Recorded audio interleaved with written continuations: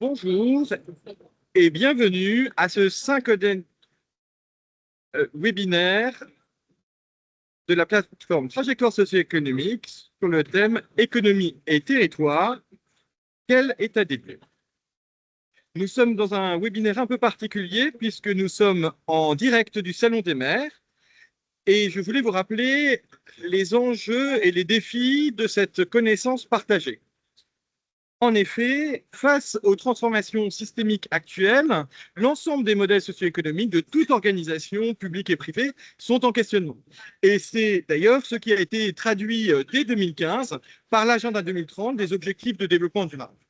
Ainsi, depuis 2020, dans le cadre d'une mission ministérielle, la GEVA et le rameau copilotent le programme Reconnaissance des modèles socio-économiques d'intérêt général avec 3 objectifs. D'abord, partager une culture commune de la diversité de ces modèles. Ensuite, permettre à chacun de se repérer, de se positionner dans ces modèles d'intérêt général. Et enfin, apprendre collectivement à piloter la complexité des trajectoires socio-économiques. À ces fins, en 2023 a été lancée la plateforme Trajectoire socio-économique qui capitalise 15 ans de travaux collectifs pour valoriser ces pratiques émergentes et la diversité des compétences mobilisées dans le cadre de ces modèles socio-économiques d'intérêt général. C'est donc un chemin collectif qui est capitalisé pour partager les connaissances. Tous les mois, vous pouvez, merci Armel, vous pouvez nous retrouver lors d'un temps privilégié pour pouvoir, au travers d'un webinaire, partager les pratiques les plus innovantes. Vous pouvez retrouver la capitalisation de ces 51 replays, puisque nous sommes au 52e webinaire, ainsi que leur synthèse sur la plateforme Trajectoire socio-économique, et vous pourrez explorer leur diversité à travers des exemples inspirants qui sont décryptés dans la base Impact Alliance, réalisée avec SINDUP, le partenaire de ce webinaire pour ce 52e édition. Alors, cette 52e édition est assez particulière puisque je me trouve en direct de l'espace Fondation GRDF qui est sur le stand GRDF. Je vais vous présenter l'équipe qui est avec moi puisque merci à l'équipe de me rejoindre.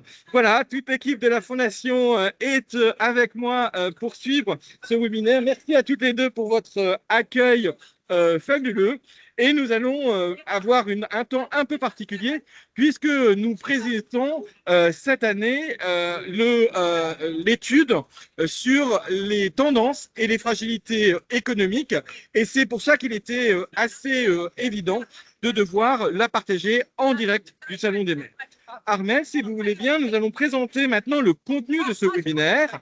Nous allons avoir un webinaire bien chargé au menu, puisqu'il est 13 h, donc l'heure pour un menu bien gourmand. Nous allons d'abord entendre les enseignements de l'étude Tendances et fragilités économiques par Comisis, qui a réalisé cette étude avec Opinionway pour l'Observatoire des partenariats.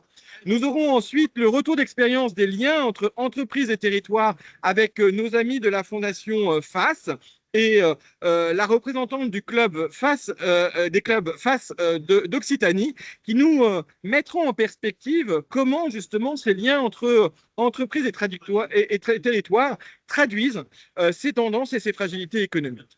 Nous aurons ensuite un moment important sur l'enjeu de la veille stratégique pour suivre et anticiper les tendances socio-économiques, puisque dans ces moments particulièrement sensibles, eh bien, il est important de pouvoir les anticiper. Et nos amis SINDUP, partenaires de la base Impact Alliance, nous présenteront la façon dont les territoires peuvent aujourd'hui se saisir de cette veille stratégique.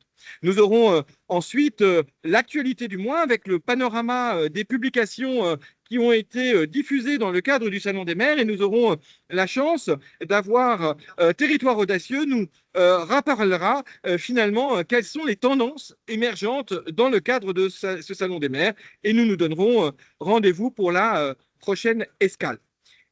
Alors, sans plus tarder, une présentation de l'étude Tendances et fragilités économiques, pour lequel il faut rappeler que l'Observatoire des partenariats depuis 2008, suit l'ensemble de ces dynamiques socio-économiques et cette étude s'inscrit dans une trajectoire en 3 temps. D'abord, il y a eu une étude exploratoire en juin pour pouvoir capter les signaux faibles qui ont donné lieu à tout un système d'écoute durant l'été et en septembre, notamment auprès des acteurs académiques avec lesquels un séminaire de recherche a été organisé le 25 septembre. Et nous avons ensuite fait l'étude pilote pour, à partir des signaux faibles captés, pouvoir retranscrire l'ensemble de cette dynamique. Alors, Anne Robin, êtes-vous avec nous? Bonjour Anne.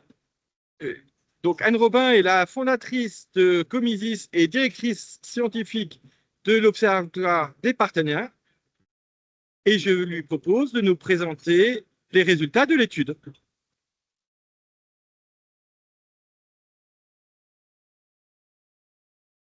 Anne, votre micro.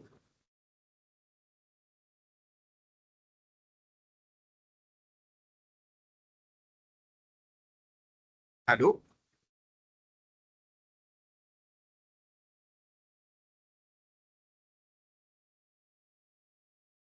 Il semblerait que nous ayons un souci technique.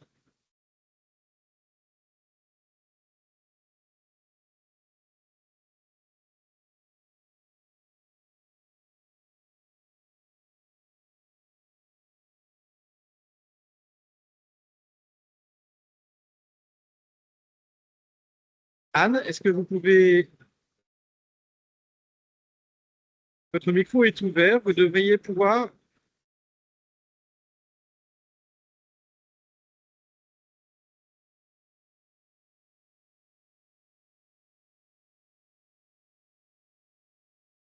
Il semblerait que nous ayons un souci technique. Anne, vous êtes autorisée?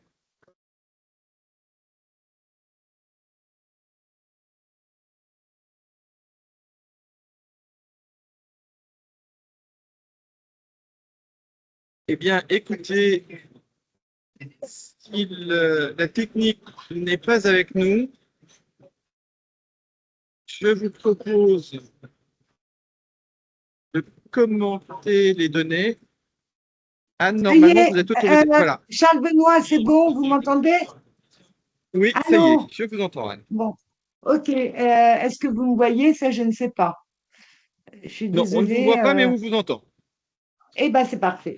Donc, on peut commencer. Donc, nous avons mené une étude au mois d'octobre-novembre. Parlons un petit peu méthodologie parce que je vais activer ma caméra. Voilà. Est-ce que, je ne sais pas si vous me voyez, mais c'est pas grave. En fait, l'étude a été réalisée sous un mode pilote en octobre et novembre 2025. Elle a été réalisée dans le cadre d'envois directs de plusieurs réseaux, FAS, Estua, PI, PETCR, ANPP, Territoire de projet, Fédération des entreprises de propreté, RNMA, Maison des associations, Réseau Alliance, ORS, UNC, PIE et Club PEMB. Un grand merci à tous ces réseaux qui ont participé à l'étude par l'envoi auprès de leurs partenaires eux-mêmes. Les entretiens ont été conduits sous mode Kawi, Computer Assist Interview. Comme l'a dit Charles Benoît, le Kawi a été mis en place par Opinionway. Nous travaillons toujours ensemble. Les retours après envoi ont eu lieu du mois d'octobre au 7 novembre 2025. J'ai quand même appliqué les règles des procédures de la norme ISO 20252, à savoir que certains entretiens, malheureusement, ont dû être éliminés liés au fait qu'ils n'avaient pas bien répondu ou que c'était beaucoup de ne sais pas. Et les résultats sont néanmoins significatifs. On peut les regarder avec intérêt. Il y a eu 120 retours validés avec lesquels on peut dire qu'une grande partie d'entreprises, d'associations et de collectivités territoriales ont su jouer le jeu. Merci Armel. Alors, dans un premier chapitre, on a posé les questions des besoins des acteurs économiques dans un contexte de tension économique, sociale et environnementale. Alors, les besoins, alors prenons les besoins économiques. À la question des besoins de ces organisations dans le contexte actuel d'instabilité économique, les acteurs économiques, qu'ils soient publics ou privés, se révèlent en premier lieu soucieux de leur trésorerie à court terme, avec près de la moitié des acteurs, 48%, voire 56% dans les moins de 10 salariés, qui expriment un besoin fort, à savoir une note de 9 sur 10, de 8 sur 10, pardon, concernant la nécessité de lever ce risque. Ce qui est important, mettez-vous, vous marchez avec deux jambes, et ben imaginez qu'un dirigeant sur deux de ces organisations a une jambe qui ne pense qu'à lever le risque de trésorerie à court terme. C'est simplement pour vous situer les pourcentages. Ce sont quand même les associations qui accentuent ce besoin, avec près de 72% versus 40% pour les entreprises et seulement 23% pour les collectivités territoriales. Le deuxième besoin, accompagner la transformation du modèle socio-économique, c'est bien cet accompagnement-là qui est le plus fortement exprimé, avec près de 4 acteurs économiques sur 10 qui mentionnent un besoin fort et une association sur 2, même plus qu'une association sur 2. Enfin, en troisième position, le besoin d'investissement pour un rebond économique à 3-6 mois apparaît effectivement plus modéré, même pour les associations, mais sincèrement, cette réserve pour des investissements visant un rebond économique s'explique dans l'analyse des attentes prioritaires que l'on va voir tout à l'heure, qui est portée par des mots-clés comme visibilité et stabilité. Alors, en ce qui concerne les besoins numériques, la sécurité numérique apparaît comme une préoccupation forte pour tous les acteurs. Excusez-moi, dans ce contexte de digitalisation des produits et services, le mot sécurité est un mot clé. Et juste derrière, les nouvelles applications numériques pour poursuivre ou développer l'activité, surtout à l'ère de l'intelligence artificielle, posent des questions importantes en termes de besoins. La lutte contre la fracture numérique des parties prenantes est soulignée essentiellement par les entreprises, je préfère vous le dire, à 39% comparé aux associations et aux collectivités territoriales. Sur ce point de la fracture numérique, il est clair que les entreprises sont les plus engagées par rapport à leur réseau, c'est-à-dire leurs salariés, ce que font les salariés, que font leurs clients, que font leurs fournisseurs. Enfin, la formation aux usages et outils numériques apparaît un peu modérée. On dirait que cette formation a entamé un rythme de familiarisation, car le besoin fort ne s'exprime que par 26% de tous les acteurs. Qu'en est-il des besoins en matière juridique ?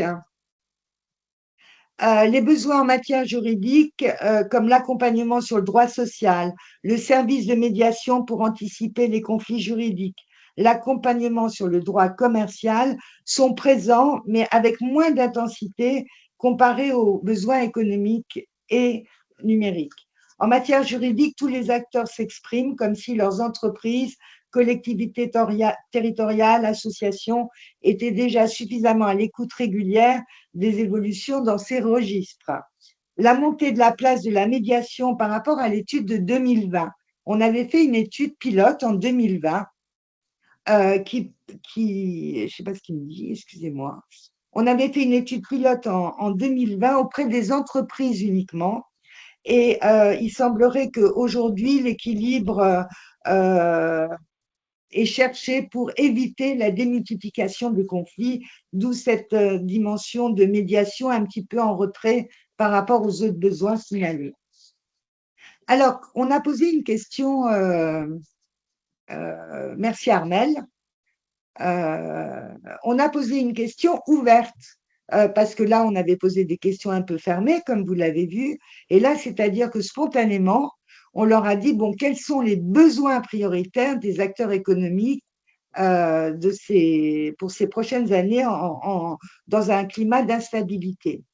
Alors, le premier besoin, hein, c'est vraiment la visibilité prévisibilité, politique, la stabilité réglementaire, la capacité d'anticiper.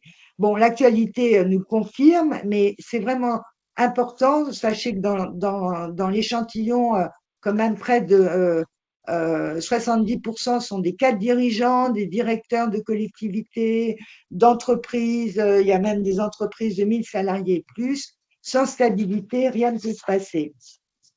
La deuxième besoin, effectivement, relance les problèmes de trésorerie, de financement, de subvention. Chacun a ses mots-clés. Si c'est une entreprise, on parlera de trésorerie. Si c'est une association, on parlera de subvention. Et puis, si c'est aussi des collectivités territoriales, on parlera de promesses tenues. Enfin, en troisième besoin prioritaire, c'est l'évolution et la transformation et la formation et l'accompagnement dans toutes les transitions qui sont à conduire, avec essentiellement ce qui est attendu sur la sobriété énergétique. Il y a un problème de non-connaissance des dispositifs qui est signalé par les verbatims. Nous ne connaissons pas assez les dispositifs mis en place, nous n'avons pas trop confiance, nous sommes dans le flou. Voilà. Un quatrième besoin est signalé, il sera d'autant plus signalé que les dirigeants sont des dirigeants de collectivités territoriales, c'est le lien avec les autres acteurs du territoire, entreprises et ou associations. Alors, qu'en est-il maintenant des dynamiques territoriales? À savoir, y a-t-il par rapport aux fragilités repéré un attachement au territoire et quelles sont les coopérations? Alors, on pourrait dire que les acteurs économiques privés et publics sont conscients de la fragilité de la santé de leur territoire, avec près de 62% qui le considèrent en difficulté, seulement 30%, un tiers, c'est pas beaucoup, dynamique, et puis 8% qui n'hésitent pas à parler de sinistrés. Les associations sont celles qui insistent le plus sur la dimension sinistrée. Si on regarde maintenant l'attachement au territoire, toutes les entreprises, et là, on voit bien que 98% pour les associations, 84% pour les entreprises, 82% pour les collectivités, 88% de ces organisations considèrent que le territoire est un fort vecteur de développement de leur activité. Si on regarde enfin la dynamique de coopération territoriale est pleinement reconnue, c'est-à-dire à la question « Votre territoire est-il porteur d'une dynamique de coopération entre les différents acteurs, entreprises, collectivités et associations ?» On s'aperçoit que 27% disent même que c'est complètement ancré dans le territoire, 41% qu'il y a de nombreuses initiatives et que si on rajoute le « un peu cela commence à émerger », nous sommes à 93% de reconnaissance du seul mot coopération, ce qui est quand même très important. Là, en 2025, à la question pour accélérer les réponses concrètes aux enjeux économiques, sociaux et environnementaux, vous estimez que le jouet collectif entre acteurs publics, entreprises, associations et initiatives citoyennes est, on leur a posé la question, incontournable, utile, secondaire, inutile, contre-productif. La réponse est claire, c'est 73% incontournable, 23% utile, donc en fin de compte, 96% a affirmé que le jouet collectif est nécessaire et incontournable plus utile. C'est donc un chemin clair qui est tracé. Ce sont bien les alliances organisées qui permettront de faire émerger les nouveaux moteurs de développement économique. Sur ce chart, vous voyez 91%. Pour réduire les fragilités, 92%. Juste une seconde sur ce chart, c'est très important de rappeler que la notion de réduction des fragilités est également en lien avec, en interaction, oserais-je dire, pour permettre de faire émerger des nouveaux moteurs de développement économique durable. Donc, on en revient aux besoins prioritaires évoqués tout à l'heure, mieux comprendre les dispositifs, mieux entendre comment accompagner la transition, mais malheureusement avec des problèmes de trésorerie qu'il va falloir lever. Donc, on se trouve avec des acteurs lucides sur des dynamiques de coopération activées avec une vision des enjeux devant l'action. À la question concernant comment On peut passer ça, Armel, peut-être, je viens de le dire. Voilà. Les pratiques sont mises en place, pardon, excusez-moi. Les pratiques partenariales sont mises en place ou en passe de se faire par près de 7 organisations sur 10. C'est-à-dire qu'il ne s'agit pas non seulement de penser, oui, les coopérations sont incontournables ou utiles, en fait, elles sont en marche et on s'aperçoit que 67% des organisations ont déjà mis en place des pratiques partenariales dans leur entreprise, leur collectivité ou leur organisation associative, et 10% pensent le faire dans les 6 prochains mois.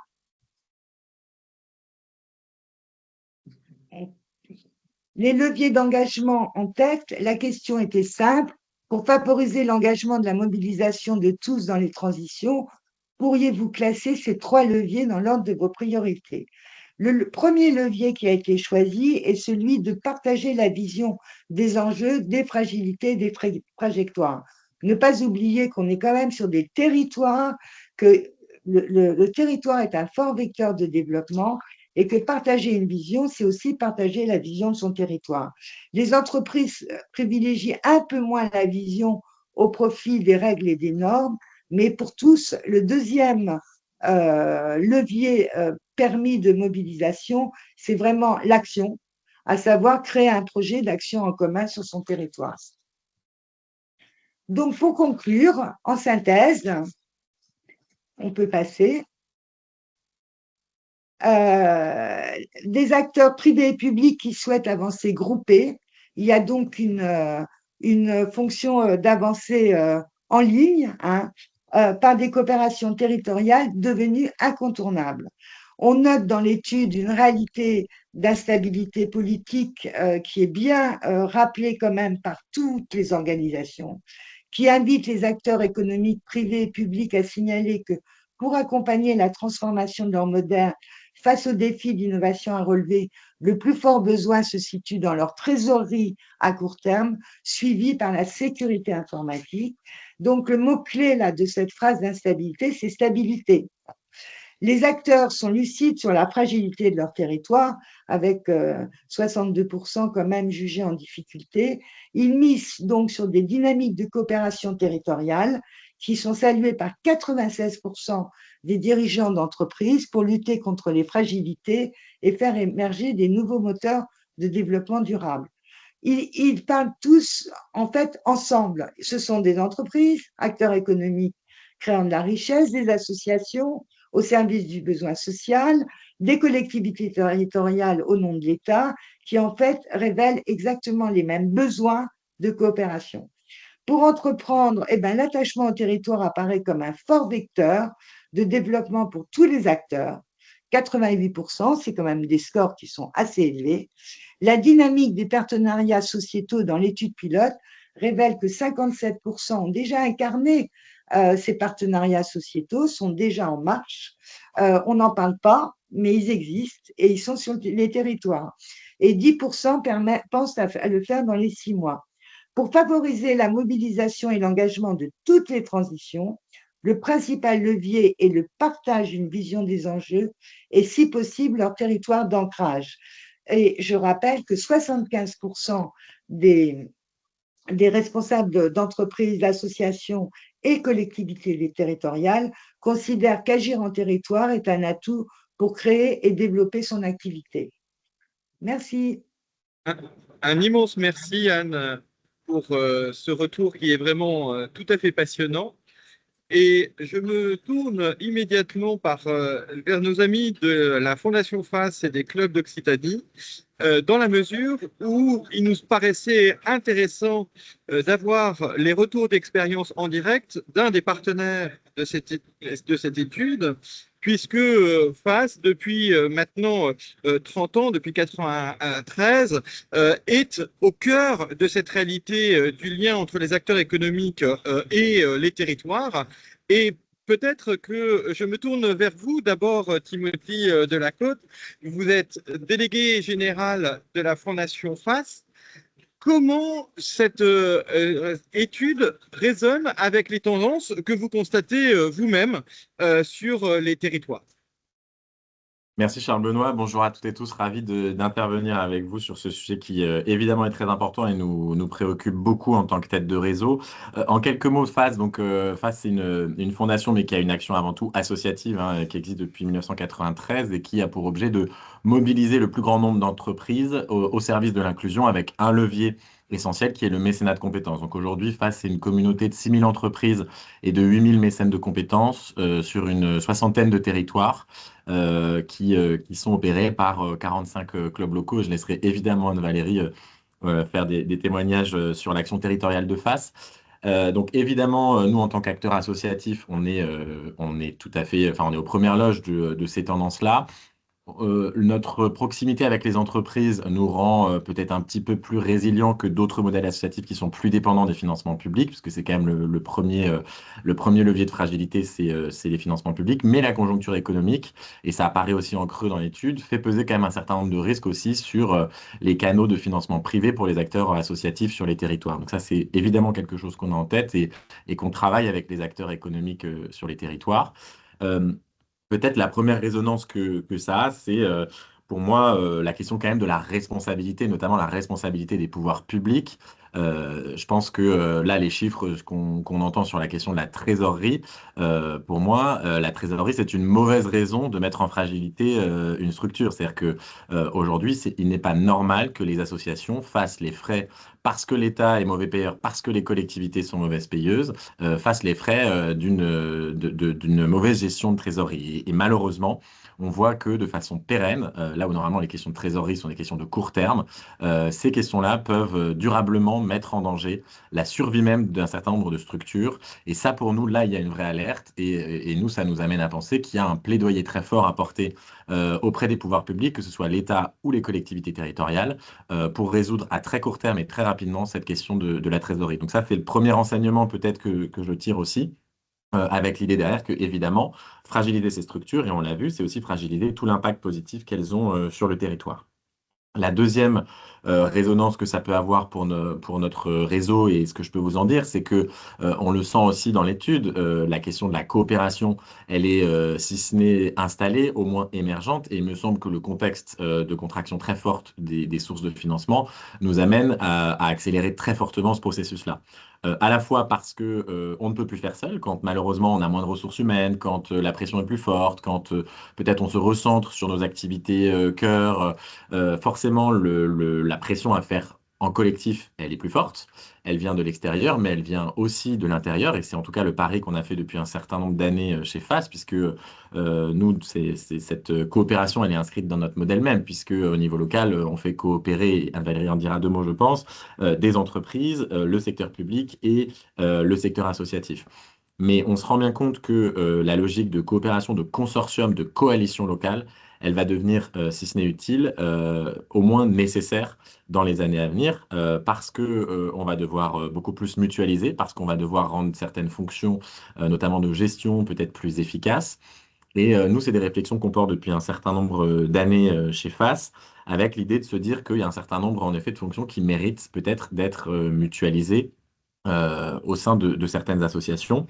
Et par ailleurs, on a aussi cette réflexion, parce que je parlais tout à l'heure de responsabilité. Nous, en tant qu'acteurs de la philanthropie, acteurs associatifs de premier plan au niveau national, on a aussi pris à bras le corps cette question de la responsabilité. On pense qu'on a une responsabilité et on est en réflexion, un peu plus qu'en réflexion, sur des nouveaux mécanismes de soutien au secteur associatif, avec deux mécanismes qu'on va ouvrir dès cette fin d'année et qui seront pleinement opérants pour l'année prochaine. C'est un mécanisme redistributif au travers d'un appel à projet s'engager pour les quartiers dont on va très fortement renforcer l'ampleur pour faire émerger et soutenir des initiatives locales dans les territoires, y compris des initiatives de très petite taille dont l'existence et la pérennité sont menacées.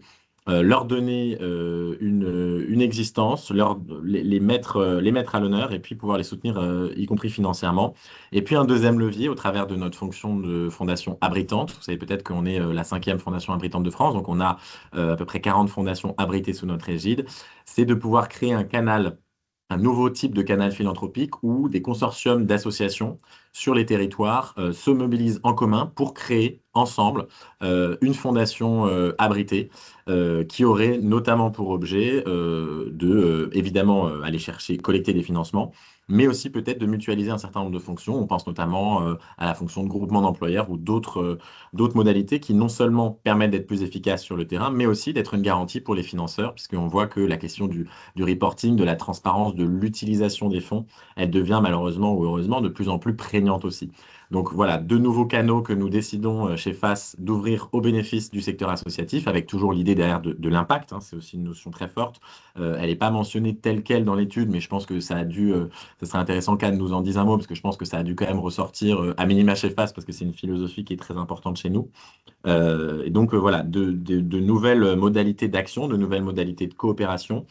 Et ce qu'on essaie de faire aussi, c'est de pouvoir rayonner et faire rayonner ces logiques de coalition, de consortium. Par exemple, nous, on s'est fixé l'objectif de ne plus jamais répondre seul à un appel à projet, par exemple, chez FAS. Donc voilà, on met aussi en pratique ce discours-là qu'on essaye de porter. Et pour pas être trop long, je voulais juste terminer quand même avec une vision positive aussi et vous indiquer que récemment, le groupe EBRA et Ipsos ont sorti une étude sur la perception de l'action associative par les Français qui donne quand même du baume au cœur. Donc ça me semblait important aussi de le partager avec vous, puisque 85% des Français se disent attachés à l'action associative et plus de 90% des Français considèrent que l'action associative est parfois plus efficace que celle de l'État. Donc ça peut nous amener aussi des billes à la fois pour valoriser l'action des acteurs engagés sur les territoires et puis peut-être remettre l'État aussi à sa juste place pour qu'il ait aussi conscience de la nécessité de financer des acteurs qui, pour grande partie, font une partie de son boulot. Merci infiniment, Timothée. Et alors, on voit bien que finalement, c'est très en résonance avec l'étude, c'est-à-dire finalement, soit on gagne ensemble, soit on perd ensemble. Mais finalement, il n'y aurait pas un choix entre associations, entreprises, collectivités. C'est bien comment on réussit ensemble cette transformation. Alors, je me tourne vers vous, Anne-Valérie Crespo, puisque depuis maintenant une petite dizaine d'années, l'Occitanie est un lieu de recherche empirique très marqué sur ces dynamiques de nouvelles alliances, y compris parce que c'est une région extrêmement riche en termes de diversité territoriale, hein, avec une forte partie rurale. Avec ensemble, nous avons pu mener un certain nombre d'expérimentations d'où il était naturel de cibler plus particulièrement sur les clubs de FAS Occitanie. Comment réagissez-vous aux résultats de cette étude et comment voyez-vous cet engagement territorial de l'entreprise devenir de plus en plus une réalité aux côtés des collectivités et des associations? Bonjour à tous, merci de cette invitation. Alors moi, je m'inscris exactement dans ce que Timothée vient d'exprimer au sens de la vision FAS sous l'angle associatif. Et c'est vrai que quand on traduit FAS concrètement sur les territoires, eh bien on voit la spécificité de ce club d'entreprise, puisque ce sont effectivement des entreprises en majorité qui font partie des conseils d'administration et des gouvernances des clubs FAS sur les territoires. Et au sein des conseils d'administration, il y a également des acteurs de l'État. Je pense à la DETS, par exemple, la direction départementale de l'emploi, de l'économie, du travail et de la solidarité au sein de FAS 34, par exemple, dans l'Hérault. Il y a des conseils régionaux également, donc des collectivités territoriales, des intercommunalités. Et on a parfois dans les conseils d'administration également certains de nos partenaires associatifs ou autres qui sont des acteurs à nos côtés d'une dynamique collaborative au plus près des bassins de vie. Quand on parle de territoire, effectivement, après on va jusqu'à la notion de bassin de vie et ça rejoint des recherches récentes qui expriment qu'aujourd'hui, quand on fait partie d'une entreprise, moi je suis par exemple déléguée au développement régional du groupe La Poste pour l'Occitanie, on est à la fois manager de son entreprise, mais on est aussi citoyen du bassin de vie dans lequel on fonctionne au quotidien, dans lequel on amène nos enfants à l'école et dont on bénéficie des infrastructures. Donc il y a un partage en fait de ces éléments-là qui font qu'on est aujourd'hui plus seulement un professionnel ou quelqu'un sous l'angle personnel, et c'est le rassemblement de toutes ces facettes de qui nous sommes qui permet de passer à l'action. Et pour faire le lien effectivement avec l'analyse qui vient d'être présentée, que je trouve très intéressante, Moi, je partirais de la conclusion qui nous a été présentée, c'est-à-dire que le territoire, de mon point de vue, le bassin de vie, c'est à la fois un endroit qui permet d'avoir une société un peu à portée de main.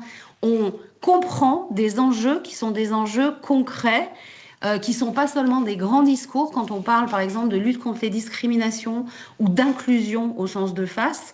Euh, on comprend parce que ça concerne notre voisin qui ne trouve pas un stage pour son enfant, par exemple, pour confirmer ou infirmer un projet professionnel. On comprend parce qu'il y a des plaidoyers à porter sur la question, par exemple, des femmes sur certains métiers. Donc cette vision des enjeux, elle se concrétise, elle s'incarne. C'est ce qu'on appelle une responsabilité sociétale des organisations ancrée dans un espace-temps, ici et maintenant, et incarné par des vrais individus, nous-mêmes dans nos actions, et puis les personnes que l'on voit en tant que bénéficiaires. Si je prends l'exemple de FACE Occitanie, ce sont aujourd'hui 7 clubs d'entreprises qui interviennent sur 8 départements. Et pour vous donner un ordre d'idée, le nombre d'entreprises mobilisées, c'est 1471 sur l'ensemble de ces bassins de vie, qui sont à la fois des quartiers politiques de la ville et des zones de revitalisation rurale. C'est effectivement une de nos spécificités. Et ça veut dire quoi concrètement? Ça veut dire que il y a aujourd'hui 18 000 heures de bénévolat, c'est-à-dire du temps donné par des vraies personnes sur des sujets concrets, des projets partagés, qui sont donc dégagés par les entreprises, par les organisations pour s'engager sur le faire alliance sur des projets locaux. Le deuxième élément de la conclusion de votre étude que j'ai trouvé très intéressant, c'est la notion de l'action. Le projet, non pas dans le discours, on parle parfois d'une RSE stratégique dans les entreprises, on pourrait dire symbolique, parfois greenwashing, mais en fait là, ce dont on parle quand on traduit dans un club FACE par exemple, l'action avec les différents acteurs sur un bassin de vie, que ce soit en matière d'insertion professionnelle, par exemple FACE Énergie Sport, qui est aujourd'hui généralisé par France Travail sous le terme de un stade pour l'emploi. Ces actions-là, elles permettent de mobiliser des collaborateurs d'entreprise avec d'autres acteurs du territoire et elles permettent à chacun de passer à l'action. Et le fait de passer à l'action sur quelque chose de très concret, que ça soit en quartier politique de la ville ou en zone de revitalisation rurale, eh bien, ça permet ensuite de se donner à soi-même la légitimité de continuer à agir parce qu'on a vu que c'était possible avec d'autres et donc on commence à s'organiser pour avoir un effet amplificateur. Et le dernier élément qui me paraît très important, c'est celui que vous avez appelé le cadre de référence partagé. C'est-à-dire que cet ensemble, alors on dit des normes, mais en fait concrètement, ça veut dire que dans un club FACE, par exemple, quand on travaille à l'insertion professionnelle de personnes éloignées de l'emploi, par exemple des femmes dans des familles monoparentales, ou quand on intervient par l'intermédiaire de collaborateurs d'entreprise dans des collèges pour faire connaître des nouveaux métiers, quand on travaille à trouver des stages pour les enfants qui sont dans les quartiers politiques de la ville ou qui ne peuvent pas se déplacer dans les campagnes, quand on fait toutes ces actions-là, ce que l'on fait, c'est qu'on partage des actions, un comportement dans lequel on s'engage et en fait, on partage des valeurs, c'est-à-dire qu'on établit des normes nouvelles qui sont des valeurs qui correspondent au bassin de vie dans lequel on est.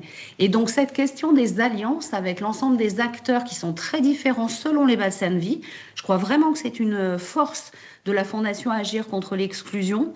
C'est à la fois le fait de pouvoir mener des actions avec des bénéficiaires concernés. Par exemple, pour FACE Occitanie, en termes de médiation sociale, 55 000 personnes chaque année quand même. C'est par exemple 15 000 élèves qui sont accompagnés dans plus de 600 classes, pour vous donner un ordre d'idée, en collège et en lycée au sein des différents clubs de FACE Occitanie. C'est près de 2500 personnes qui sont accompagnées vers l'emploi. Ça, c'est la transformation du comportement quand on est sous le regard d'autres personnes, d'autres entreprises, d'autres associations avec lesquelles on peut travailler pour être utile sur un bassin de vie. Et au-delà de ça, cela crée cette norme, cette confiance et cette habitude à travailler ensemble qui fait qu'ensuite on va vouloir s'engager pour une transition qui soit une transition, qu'elle soit numérique ou environnementale ou démographique, parce qu'on a une grosse fragilité, nous, une grosse attention en tout cas portée au public les plus jeunes, par exemple en Occitanie, mais que toutes ces transitions, elles soient justes. Je pense que le terme, il est là. Et la qualification de la norme, de la valeur de ce qu'est la justice de cette transition qu'on doit garantir en particulier aux plus vulnérables d'entre nous. C'est au niveau local qu'elle se construit à plusieurs pour ensuite passer à l'action à partir d'un élément qui, moi, me paraît fondamental, qui est la notion de l'inspiration. Merci infiniment, Anne-Valérie. Et ça résonne énormément avec un précédent webinaire où nous avions reçu alors Valérie Dumonté, la vice-présidente du département de l'Aude, mais aussi vice-présidente de la Fondation des territoires, qui avait explicité au travers de l'Alliance pour la jeunesse audoise, justement comment mobiliser l'ensemble des acteurs. Et on voit bien que ça vienne des collectivités, que ça vienne des entreprises telles que vous venez de le définir, ou des associations, cette logique de travailler ensemble permet de répondre aux enjeux. Mais ce qui était aussi fort intéressant en vous entendant tous les deux, c'est de pouvoir montrer qu'on peut être dans un cadre et un cap commun comme celui de la Fondation FACE, tout en réinventant localement, réellement les habilités à être le plus en fonction du premier kilomètre des besoins, des ressources et des envies d'engagement local. Et c'est ce que font les 45 clubs FACE, mais plus largement les 70 implications avec les fondations territoriales et l'ensemble des éléments. Et cette invention finalement entre un cadre commun national et une spécificité locale, c'est vraiment ce qui caractérise FACE depuis 30 ans. Merci beaucoup d'y avoir témoigné dans cette double réalité nationale et territoriale.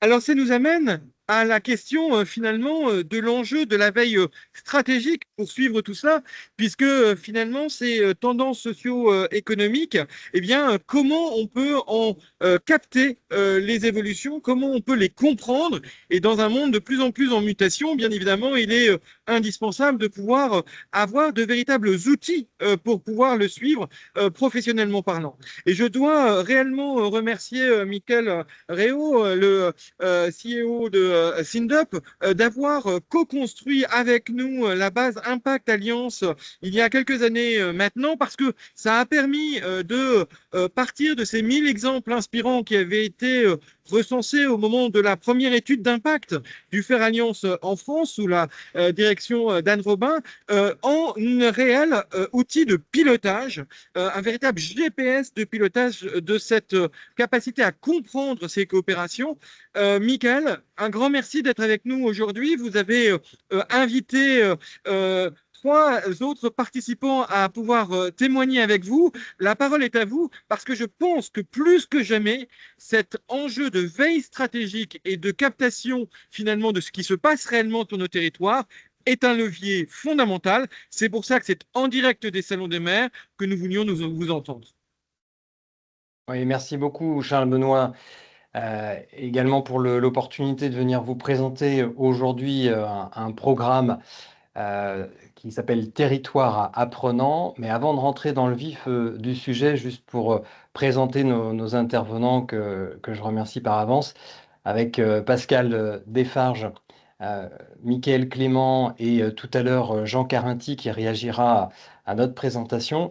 Il faut savoir que SINDUP est à un tournant de son histoire, hein. On est une entreprise qui fête ses 20 ans cette année et qui se transforme en cette fin d'année en société coopérative d'intérêt collectif, ce qui nous permet d'ouvrir la gouvernance à l'ensemble de notre écosystème. Et un programme tel que celui qui va vous être présenté dans un instant, eh bien, on le porte dans une démarche de consortium. Donc, même s'il y a ici plusieurs logos, plusieurs entités, d'une certaine façon, on parle toutes et tous d'une même voie pour pousser dans une même direction et qui est le prolongement de toutes ces initiatives telles que la base Impact qui a fait l'objet de la collaboration évoquée à l'instant par Charles Benoît, qui sont des outils qui sont mis à disposition dans les territoires avec des informations précieuses pour accompagner les politiques publiques et la transformation et les alliances des acteurs. Mais on a pu partager avec différents acteurs de terrain dans les territoires ici et là un consensus sur le constat qu'il y a pléthore d'études, de rapports, de bases de données qui ont toutes énormément de valeur, qui sont extrêmement utiles pour accompagner les alliances dans les territoires et les capacités pour reprendre les termes de l'étude qui résonnent avec les propos qui vont suivre, les capacités à trouver des nouveaux moteurs de développement. Mais pour autant, les acteurs de terrain, au plus proche du dernier kilomètre, les TPE, les PME, les associations, ont parfois du mal à s'en saisir. Donc c'est tout l'objet du programme Territoire apprenant que l'on va vous présenter, mais je voudrais juste passer la parole à Pascal et Mickaël en 15 secondes pour pouvoir se présenter avant qu'on enchaîne le propos. Pascal, est-ce que tu veux démarrer? Oui, bonjour à tout le monde. Donc moi, je dirige une petite agence qui s'appelle Retis et qui a comme spécificité d'accompagner les collectivités territoriales, les politiques publiques dans la complexité, la transversalité et les visions systémiques. Voilà. Merci. Et Mickaël, de ton côté? Ouais, donc Michael Clément, donc moi je suis aussi fondateur d'une entreprise qui s'appelle Synervia. Je suis dans pas mal de réseaux. Je suis coprésident de l'Association nationale des tiers-lieux. Je suis membre de la MENNUM. Je suis membre du Conseil régional du numérique et j'accompagne aussi, comme Pascal, les écosystèmes type les tiers-lieux et aussi tout un accompagnement autour du numérique. Voilà. Merci. On peut passer à la slide suivante, Armel. Donc le constat, je l'ai fait déjà en introduction, simplement pour rappeler que le métier chez SINDUP, c'est la veille stratégique, c'est la gestion des connaissances, et le leitmotiv dans notre métier, c'est d'amener la bonne information au bon moment et à la bonne personne. Donc là, par rapport à l'intervention de Pascal et de Mickaël, vous voyez un assemblage de compétences qui souvent agissent dans les territoires en parallèle, en silo.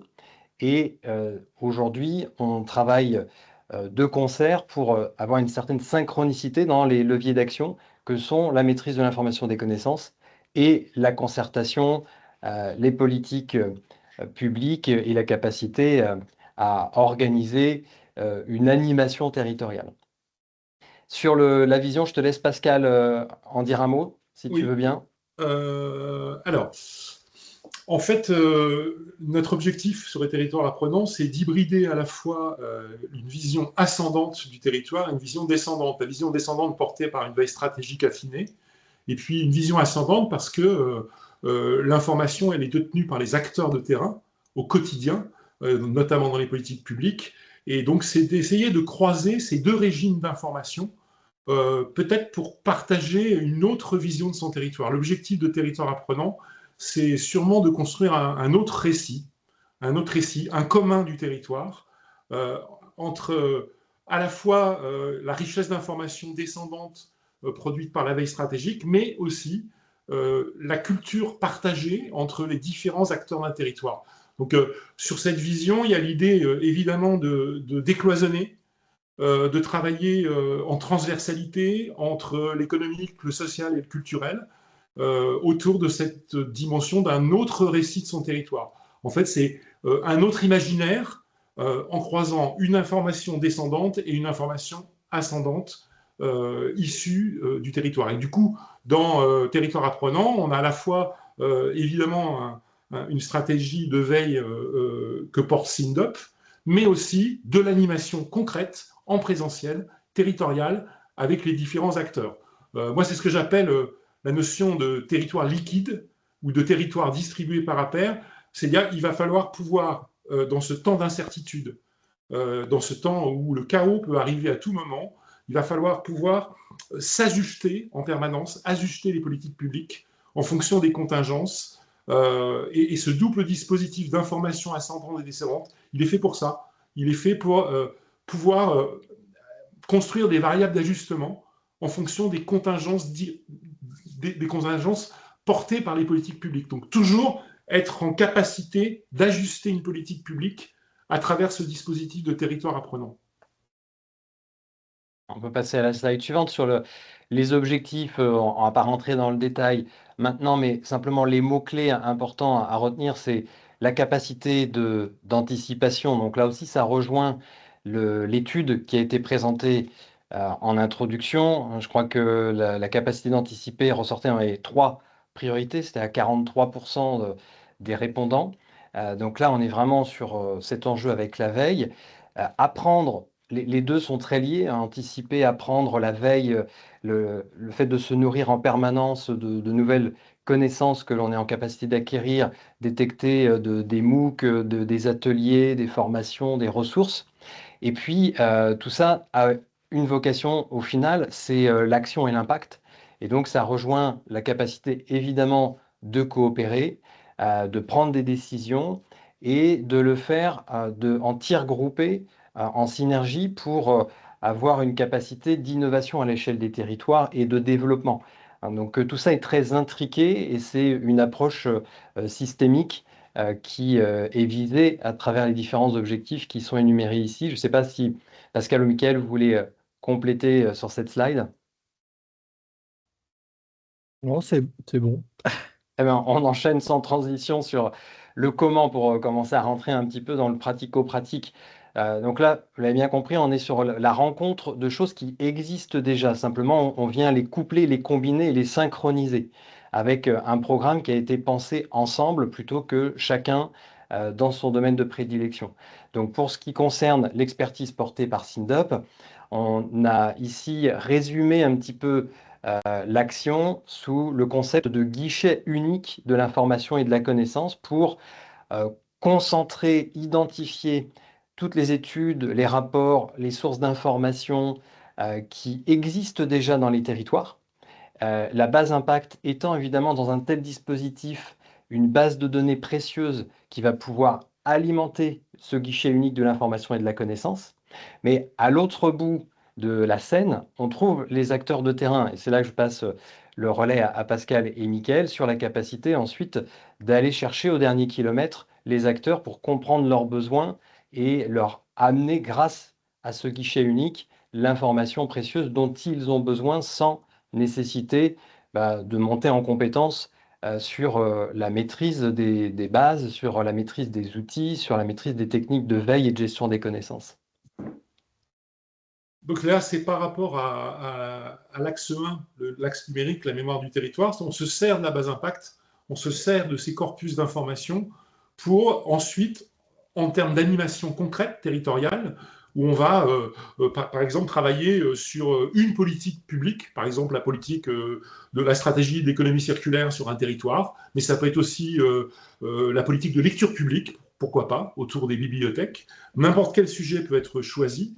Et à partir donc de la base impact, des informations descendantes, on va réimaginer de manière systémique avec les acteurs de terrain. Donc les acteurs de terrain autour de la table, ça peut être autour de la même table les entreprises, un directeur général d'une collectivité, des directeurs d'associations. Donc croiser, hybrider, faire tomber les barrières et réimaginer une culture, en fait, une autre culture partagée de son territoire à travers un objectif concret qui serait une politique publique, par exemple, ou un axe stratégique à développer pour un territoire.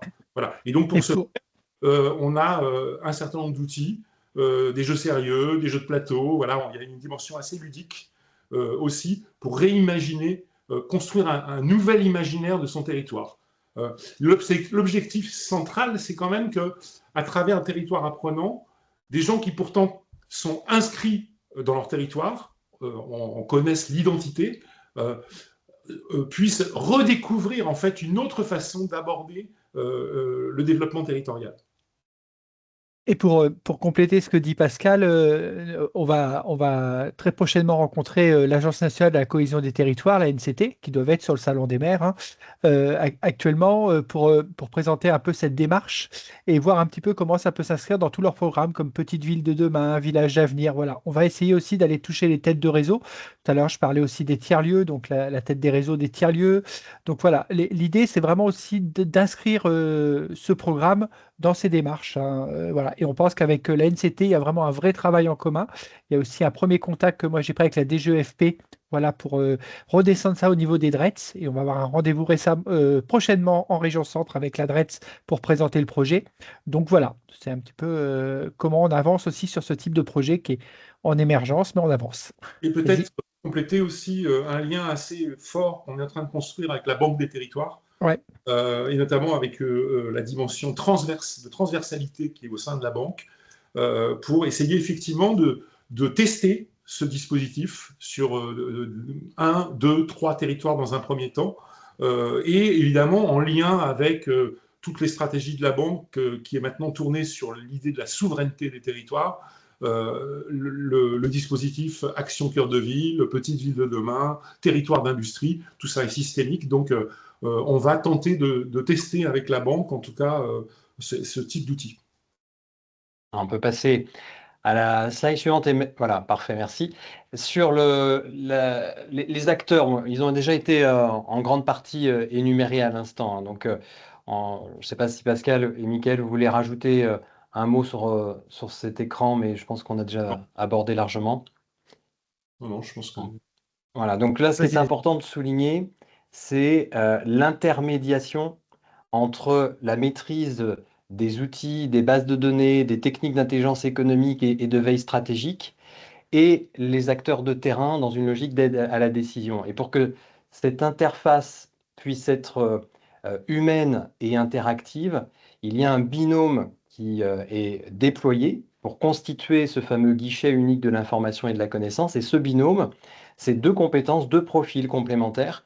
Le veilleur analyste, qui maîtrise justement les outils, les bases, les techniques de recherche, et l'animateur conseiller, qu'on pourrait aussi appeler, pourquoi pas, chargé de mission, qui va être plus sur le terrain, à recueillir et à comprendre les besoins singuliers de chaque acteur pour regarder en stock, avec le veilleur analyste, quels sont les éléments qui vont venir de différentes sources d'informations qui vont pouvoir être synthétisés comme véritablement une aide à la décision personnalisée sur des enjeux spécifiques, tout en ayant en background la vision globale de la politique territoriale et donc de la capacité de manière systémique à pouvoir insuffler des démarches de synergie par filière, par exemple, ou autour d'enjeux spécifiques. Pascal, sur l'animation par rapport aux acteurs de terrain, est-ce que tu veux compléter peut-être en t'appuyant sur les étapes, le déroulé? Oui. Alors, déjà, en fait, c'est vraiment d'articuler ces deux flux d'informations, descendants et ascendants. Il y a un système de dialogue en fait, entre les besoins qui vont émerger de l'animation territoriale et puis la réponse que va pouvoir nous donner, évidemment, le dispositif de veille. Et donc, c'est cette articulation qui va être importante. Il y a un phénomène aussi d'acculturation à la veille qui va être très important dans ce binôme qui sera choisi. Je précise que ce dispositif global, c'est en fait un dispositif aussi de concertation. C'est un mot qu'on n'a pas encore peut-être dit ou formulé aujourd'hui, mais c'est aussi l'idée de construire de la concertation entre les acteurs en partageant l'information. Et donc, on a évidemment un dispositif qui peut se dérouler sur pratiquement 6 mois, et même plus, et puis se connecter à toutes sortes d'acteurs du développement territorial d'un territoire donné, hein, agences de développement, pôles, clusters, il y a toutes sortes d'acteurs qui peuvent être impliqués. Je précise que ce dispositif territoire apprenant peut aussi se situer dans des lieux physiques. Nous, on est quand même très proche de l'écosystème des tiers-lieux. Les tiers-lieux, certains tiers-lieux, pas tous, mais une grande partie des tiers-lieux portent justement cette vision de transition systémique des territoires. Et donc, ce sont des lieux d'accueil pour l'animation territoriale et aussi pour la veille. Voilà. Alors, on peut passer à l'écran suivant. Merci. Donc, la dimension de ce programme qui est à l'échelle d'un territoire, donc d'une région qui va aiguiller sur des priorisations par collectivité locale. C'est un programme donc, qui s'inscrit sur du temps long, mais il a vocation également à être enrichi des expérimentations qui vont être menées, de sorte que d'un territoire à un autre, d'une région à une autre, il puisse y avoir une capitalisation des bonnes pratiques, des solutions, des capacités aussi à mesurer l'impact d'un tel dispositif. Et c'est justement l'objet de la slide qui suit. Il s'agit d'avoir des indicateurs quantitatifs et qualitatifs pour mesurer au fur et à mesure des différentes étapes de déploiement quels sont véritablement les résultats obtenus sur le terrain. On ne va pas les énumérer maintenant, mais il y en a quelques-uns qui s'affichent sur l'écran. En tout cas, autour de 3 grandes catégories d'indicateurs sur des mesures d'usage, de coopération et d'impact en matière de transformation. Voilà dans les grandes lignes le programme que l'on voulait vous partager avec Pascal et Mickaël ce matin. Est-ce que pour conclure, Pascal ou Mickaël, vous voulez rajouter quelque chose? Non, t'as été très clair, Michael. Alors, Non, non. on enchaîne avec un retour d'expérience, ou plutôt un témoignage ou un regard croisé avec Jean Carinti, qui est cofondateur du tiers-lieu L'Ermitage. Donc typiquement, Pascal évoquait tout à l'heure le fait qu'un certain nombre de tiers-lieux étaient déjà porteurs dans leur ADN d'une telle dynamique. Mais un tiers-lieu, c'est aussi un des acteurs justement ancrés au dernier kilomètre qui a besoin en permanence de prendre des décisions et d'aiguiller sa stratégie et par conséquent de pouvoir disposer des bonnes informations et autant que faire se peut d'utiliser les informations et les connaissances qui ont déjà été produites et qui sont disponibles sur le territoire. Jean, par rapport au programme qui a été présenté à chaud, est-ce que tu peux nous faire part de tes suggestions, remarques, réactions, retours d'expérience? Oui, bonjour à toutes et tous, vous m'entendez bien? Oui, Super. Bonjour Charles Benoît. L'Ermitage étant depuis longtemps lié au rameau, je me fais une joie de participer à ce webinaire. Donc pour la faire très courte, nous on est un ancien domaine agricole qui a été transformé en tiers-lieu dans un territoire très rural qui est confronté à d'énormes enjeux de transformation et d'évolution de ses modes de production, de ses modes de consommation, de ses modes de vie. Hein, et donc ces enjeux ne se font pas que dans la douceur, la joie et la bonne humeur. Et je parlerai plus du premier kilomètre, Michael, que du dernier, parce que nous, de notre point de vue, on est au premier kilomètre. Et donc j'aurais peut-être un propos un peu girondin, c'est-à-dire pour revenir à cette vieille opposition française girondin-jacobin, c'est que ce qui me semble émerger, je fais un clin d'œil, et Michael, et puis surtout on se connaît bien avec Pascal, hein, on a travaillé pas mal ensemble. Un clin d'œil sur les tiers-lieux qui sont en train de monter en puissance, en fait, dans l'aspiration qu'ont les gens de trouver des lieux de référence, des lieux safe, comme on dit en anglais, dans un contexte où tout se dérobe, en fait. Et toi, qui es spécialiste de l'information et de la sensibilité de la veille informationnelle, en fait, ces lieux vont devenir des lieux de confiance. Des lieux de confiance, c'est des lieux collectifs. Donc, ils ont tout intérêt à être plutôt bien connectés et plutôt à savoir ce qui se passe sur leur territoire et quel rôle vont jouer les uns et les autres, parce qu'ils vont jouer un rôle pivot. Encore faut-il que cette relation soit de plus en plus assumée, y compris par les pouvoirs publics locaux. Parce que le gros sujet pour nous, c'est dernier arrivé, premier douteux en politique publique. Donc même si l'État a poussé les tiers-lieux, les collectivités ont petit à petit plus ou moins reçu. C'est quand même une dynamique citoyenne, hein, à 98% les tiers-lieux. Hein. Donc c'est du bottom-up, comme on dit, plutôt que du top-down en anglais. Donc c'est-à-dire que c'est des collectifs. Je parlais un peu de l'exemple où on en est à l'Ermitage après 8 ans. C'est-à-dire qu'en fait, ces collectifs peuvent être considérés comme un peu suspects, comme ils sont jeunes et nouveaux et pleins d'ardeur. Et on est à quelques mois des municipales. La question des tiers-lieux va jouer un rôle important dans le débat municipal. Hein. Il y a plus de 5000 lieux aujourd'hui en France. Donc, il faut des outils. Et il faut des outils de confiance pour nous permettre de produire de la confiance dans le territoire et d'assumer cette question de transition qui est de plus en plus un choc, hein, un choc de vision et un choc de culture. Et donc, ces lieux que je qualifie, moi, il y a un livre que j'aime beaucoup, que je vous suggère, qui s'appelle Au crépuscule des lieux, d'un chercheur qui s'appelle Pierre Georgini, qui a été recteur de l'Université catholique de Lille et qui dit qu'en fait, les gens n'ont plus de lieux ressources de confiance en proximité. Et donc que les tiers-lieux sont une aspiration collective, et ce sont donc des opérateurs aussi. Nous, on a par exemple un enjeu de création d'un espace de vie sociale, qui est une politique publique, comme chacun sait, de la caisse d'allocation familiale, et on n'est pas forcément dans une situation où tout est un long fleuve tranquille. On a des enjeux de commun alimentaire, puisque dans notre territoire se fait petit à petit la transition des modes de consommation alimentaire. On appelle ça du champ à l'assiette. On a un espace forestier, donc on touche aussi aux enjeux de biodiversité. On a un café, etc. Donc en fait, ces lieux sont en même temps des opportunités et des chances pour leur territoire de disposer d'une infrastructure sécurisée et collective avec une gouvernance partagée. Tu parlais de ta transformation en SIC. Ces lieux sont souvent en gouvernance partagée et en même temps, ils sont jeunes. Ils sont sous-capitalisés pour le moment. On sait que les politiques publiques sont de plus en plus tendues ces derniers temps sur le financement, et donc ils sont un peu à la croisée des chemins. Et donc l'outil que tu as évoqué, la méthode que tu évoques, moi, me semble plutôt très bienvenue pour permettre de renforcer la confiance des acteurs dans les territoires. Et je terminerai sur un propos peut-être un peu à la croisée des chemins. Je ne sais pas si le travail d'un sociologue comme Pablo Servigne est connu autour de la table, mais il vient de sortir un livre qui s'appelle Le réseau des tempêtes.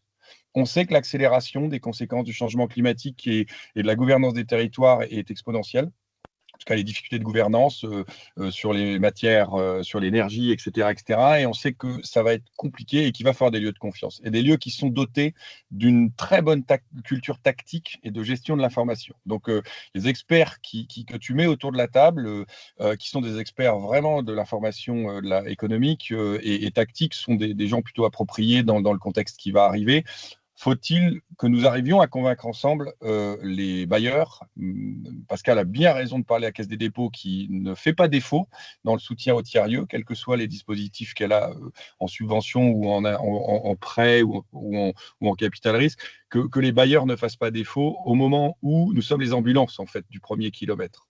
Voilà ce que je pourrais dire. Donc c'est important d'avoir des outils pour une ambulance, c'est avant tout un outil pour faire face à une adversité. Merci beaucoup, Jean, pour ton retour. Merci à Pascal et Mickaël pour la présentation commune.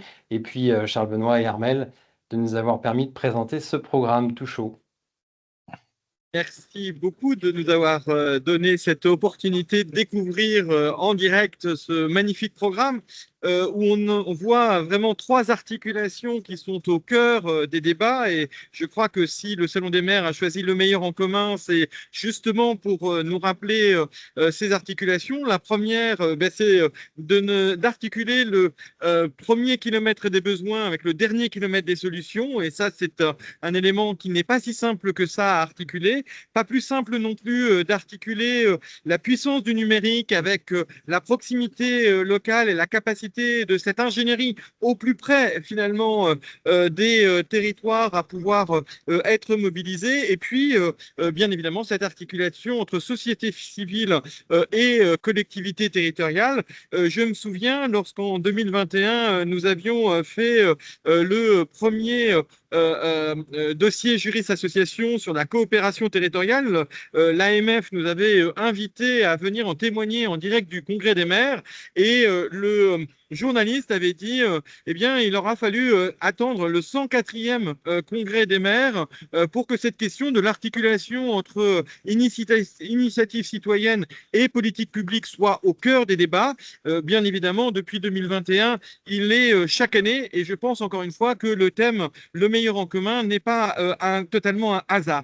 Merci en tous les cas à tous les quatre pour ce témoignage tout à fait passionnant et je crois que ça rejoint bien évidemment la préoccupation des 350 catalyseurs territoriaux. Hein, on aime bien les appeler les chiens de berger. Hein, si nos élus locaux sont les bergers, ces catalyseurs territoriaux qui animent au quotidien ces coopérations entre associations, entreprises, collectivités partout en France métropolitaine et ultramarine, seront ravis de voir arriver ce programme parce que au cœur, bien évidemment, des questions numériques et territoires. Et je rappelle que nous avions lancé en juin dernier ces résultats de recherche, après 15 ans de recherche sur les liens entre numérique et territoire. La note stratégique montre à quel point on ne pourra pas réussir les transitions si on n'articule pas les solutions numériques avec l'ingénierie de proximité. Merci de l'avoir démontré sur la veille stratégique aussi brillamment. Et ça nous amène tout naturellement à l'actualité du mois. Ma chère Armelle, je vous laisse le soin de nous commenter cette actualité particulièrement riche. Tout à fait, Charles Benoît. Alors, avant de repartir sur l'actualité du mois, je voulais vous rappeler quand même l'animation des connaissances. Une animation qui se fait en 4 temps, ça vous le savez déjà tous, une animation hebdomadaire avec les jeudis d'ODD 17. Celui de cette semaine sortira après le webinaire. Dans chaque semaine, chaque jeudi, vous trouvez un outil, un portrait et une actualité.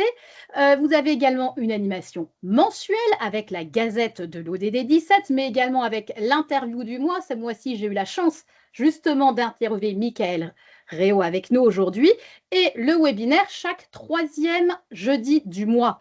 Enfin, une animation trimestrielle avec le podcast du journaliste Patrick Longchamp et avec le bulletin trimestriel de veille et d'analyse de l'innovation sociétale avec Innovation Sociale Impact, dont nous parlait Charles Benoît tout à l'heure. Et enfin, une animation annuelle en partenariat avec Juris Association. Nous vous proposons 2 fois par an, en juillet puis en novembre au moment du Salon des maires, un dossier annuel. En juillet, donc sur les modèles socio-économiques d'intérêt général, et en novembre, le dernier vient de sortir, sur les coopérations territoriales. Vous trouverez toute cette animation de l'ODD 17 sur le site odd17.org. L'actualité du mois, c'est ce qu'on vous disait, donc un mois riche, grâce notamment au Salon des maires. En première semaine, vous avez découvert, comme tous les mois depuis le début de l'année, le défi du mois qui, cette semaine, était sur les territoires durables. Jeudi 13 novembre, vous avez découvert la dernière monographie de l'ADASI de l'année qui était sur la Fédération des centres sociaux du Nord-Pas-de-Calais. Merci encore à l'ADASI pour leur travail énorme. Vous avez aussi entendu le jeudi 13 novembre l'interview de Michael Réau, que nous avons donc entendu encore aujourd'hui. Et la semaine prochaine, plus qu'une semaine pour attendre, vous découvrirez la note créée de la valeur en commun qui viendra résumer notamment toutes les publications du mois. Mais ce mois-ci, nous avons effectivement la publication Comment créer de la valeur en commun, le dernier flyer qui est sorti mardi à l'occasion du Salon des maires en direct sur le stand GRDF, d'où se trouve à nouveau Charles Benoît aujourd'hui.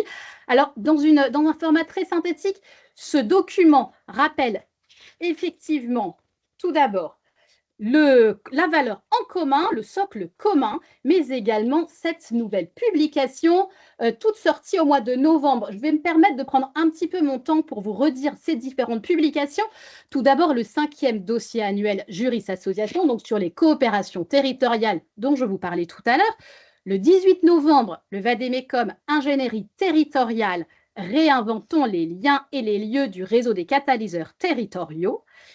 Le 18 novembre, également, le rapport « Comment agir ensemble en territoire » du fonds ODD 17. Le 19 novembre, donc hier, le Vadémécum de l'ANPP Territoire de Projet « Faire territoire, le récit pour agir autrement ». Enfin, aujourd'hui, pas du tout aujourd'hui, non, mardi prochain, l'étude « Tendance et fragilité économique ». Et enfin, jeudi prochain, alors pour le dernier jeudi du mois de novembre, le référentiel impact et trajectoire en commun du rameau et la note créée de la valeur en commun de la Fondation des territoires. L'événement du mois, c'est effectivement donc le Salon des maires et nous avons la grande chance d'accueillir aujourd'hui Yann Huliac, journaliste accrédité pour le territoire audacieux. Yann, vous êtes en direct du Salon des maires et nous vous écoutons pour les grandes tendances que vous avez pu repérer durant ces jours en direct du Salon. Merci beaucoup de l'invitation. Ce que vous faites est en direct, c'est que comme il y a beaucoup d'animation derrière, l'acoustique ne sera pas forcément parfaite. C'est une grave radicale. Je suis connecté en fait en direct des espaces transition écologique où un certain nombre d'opérateurs qui ont été cités tout à l'heure sont présents.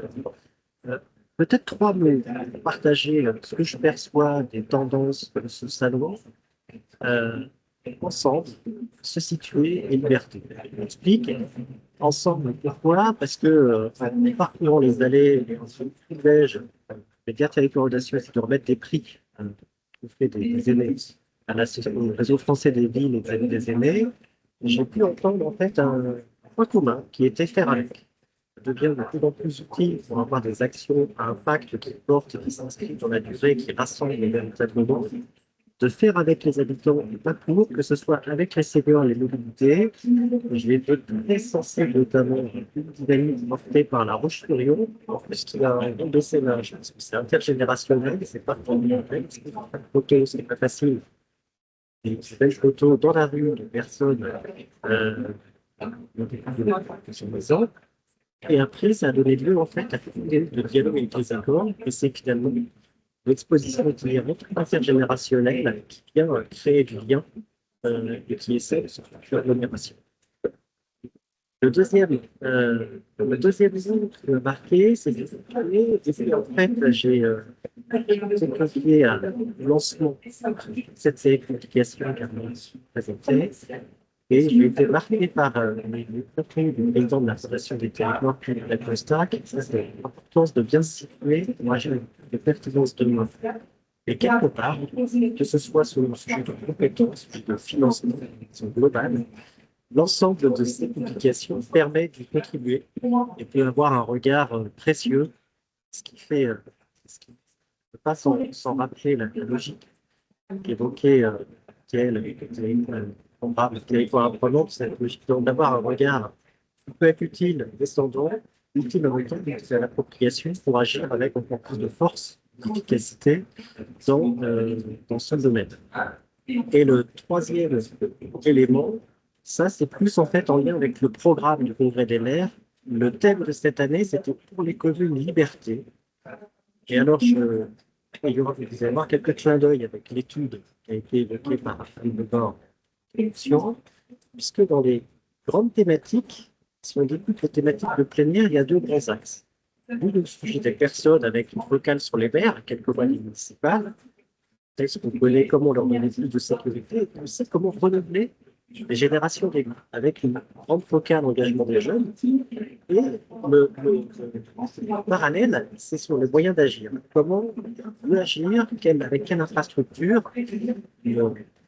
Toute l'après-midi d'hier était consacrée au sujet des aides et de l'ingénierie, notamment pour les communes rurales.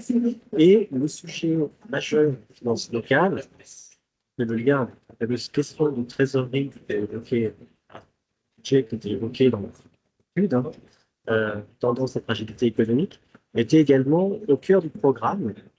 Et ce que je trouve qui est un signe qui est rassurant, qui est très intéressant, c'est la place relativement importante accordée aux transitions par rapport à les plénières, les ateliers, les conférences qui ont été organisées au Congrès des maires. Transition sur trois grands volets: la transition démographique, la transition écologique et la transition numérique. Et je considère, par rapport au moment que l'on vit un peu incertain, que finalement, avoir à quelques mois municipales, salon et un Congrès des maires, qui montre une dynamique vraiment de collectif, de cohésion, qui montre ce souci finalement de se situer avec des documents efficaces et structurants, et qui appellent à une liberté, des libertés, on va dire, encadrées, et une liberté au service finalement d'un mandat avec un renouvellement des équipes et une mobilisation encore plus forte de la population. Je trouve que ce sont des signes tous encourageants. En tout cas, voilà quelques éléments que je pouvais partager de la part de notre média qui est dédié depuis sa création en 2018 à l'innovation publique, qui porte un regard de plus en plus important aux transitions. Merci Yann. Charles Benoît, je vous laisse la parole pour la prochaine escale. La prochaine escale, effectivement, eh bien, nous nous retrouvons le jeudi 18 décembre, toujours de 13h à 14h30, ce troisième jeudi de décembre. Le thème sera trajectoire socio-économique vers de nouveaux apprentissages pour créer de la valeur en commun, puisque nous l'avons vu, c'est un enjeu majeur. Il sera animé par le réseau des catalyseurs territoriaux qui vient donc de publier son vadémécum avec deux invités, à la fois la Maison de l'Apprendre et la toute nouvelle fondation territoriale Marne-et-Bois qui verra sa naissance jeudi prochain à l'occasion du 8e dîner élus et entreprises de la Fondation des territoires. Comme quoi, nous pouvons, comme l'a indiqué très justement la Fondation FAS tout à l'heure, articuler une connaissance et une action au niveau national avec une action territoriale. Et merci à SINDOP de nous avoir rappelé à quel point il est important de pouvoir articuler cette connaissance qui vient à la fois des territoires et cette connaissance qui vient à la fois des réseaux nationaux. C'est bien dans cette articulation entre le premier kilomètre des besoins et le dernier kilomètre des solutions que nous réussirons ensemble à réussir les transitions.